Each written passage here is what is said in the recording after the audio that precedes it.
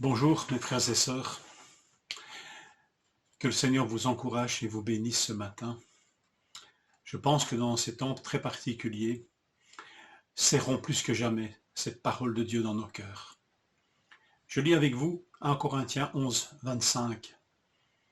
Afin qu'il n'y ait pas de division dans le corps, mais que les membres aient également soin les uns des autres. Quelle vérité utile à recevoir tout à nouveau. Les membres du corps, quelle église, une église locale, dans le cas des Corinthiens, sont appelés à prendre soin les uns des autres.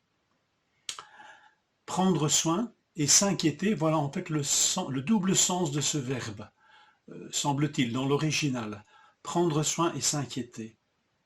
S'inquiéter comme un soignant, comme un médecin s'inquiète de son patient.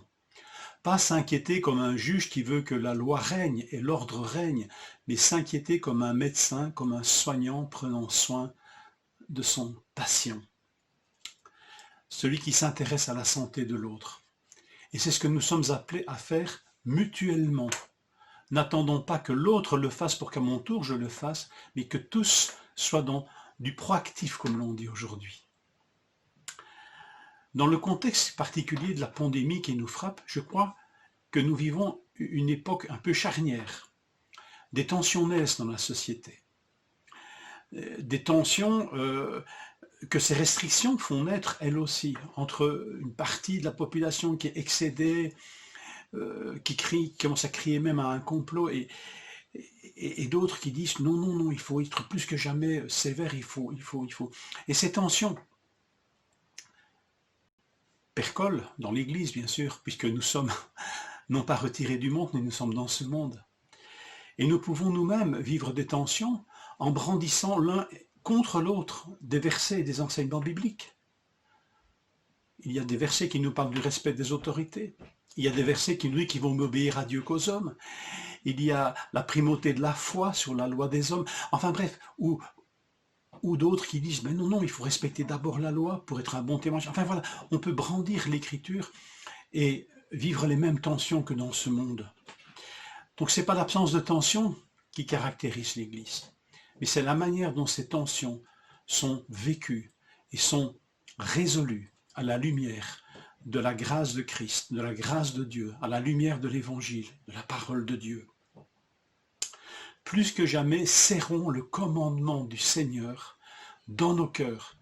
Quand tout semble aller de travers, l'encre de l'espérance, de la résurrection, comme l'a dit notre frère dimanche passé, mais aussi cette encre, quelque part, qui est l'amour.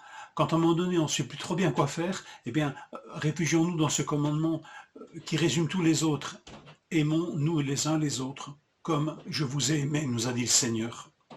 Et dans notre lecture, ce commandement de nous aimer les uns les autres se décline sous cette facette, se décline sous cette forme. Prenez soin également les uns des autres. Et le texte ne dit pas « essayez de vous tolérer, efforcez-vous d'accepter la vie des autres », c'est bien, mais prenez soin les uns des autres. En le faisant, certainement, il est plus facile de nous efforcer d'accepter la vie, de nous tolérer. Mais prenez soin, c'est ce que nous dit le commandement que nous entendons. Jusqu'à même être capable, comme dit l'apôtre Paul, de nous réjouir avec ceux qui se réjouissent et de pleurer avec ceux qui pleurent. On se rapproche, on prend soin l'un de l'autre. Pas de condescendance, de sentiment de supériorité, pas de mépris, pas de jugement, mais l'amour, et l'amour qui prend soin les uns à l'égard des autres. Alors en ces temps de tension sociétale que nous ne pouvons pas ignorer, soyons lumière et sel dans ce monde. Mais tout d'abord, comme la pédagogie de l'écriture nous l'enseigne, pratiquez-le déjà d'abord à l'égard des frères et des sœurs dans la foi. C'est entre autres à cela que sert l'Église locale aussi. Apprendre cette vie de Dieu et à la transpirer en dehors de l'Église envers ceux et celles qui nous entourent. Je pense que notre société a besoin aussi d'hommes et de femmes qui savent prendre soin les uns des autres, même dans des temps de tension et d'avis divergents. Vous savez, je crois que j'ai la conviction que, en pratiquant ces choses, dans ce contexte d'un Corinthien, bon, pas ignorer qu'il nous parle des dons spirituels, de plénitude de l'Esprit, de manifestation de l'Esprit Saint. Quand l'Esprit Saint a la liberté de nous conduire et que nous sommes sensibles à sa direction jusqu'à nous laisser transformer et vivre ce qu'il nous demande de vivre, alors ce que nous risquons au pire, c'est d'être remplis de l'Esprit. Je fais un peu d'humour là. Nous pouvons attendre à vivre de grandes choses avec l'Esprit Saint. Et surtout, nous avons la certitude ni de l'éteindre, ni de l'attrister. Bonne journée. Aujourd'hui, demain, après-demain, en n'importe quelle circonstance, prenons soin les uns des autres, comme Christ l'a fait pour nous et le fait encore pour nous. Bonne journée.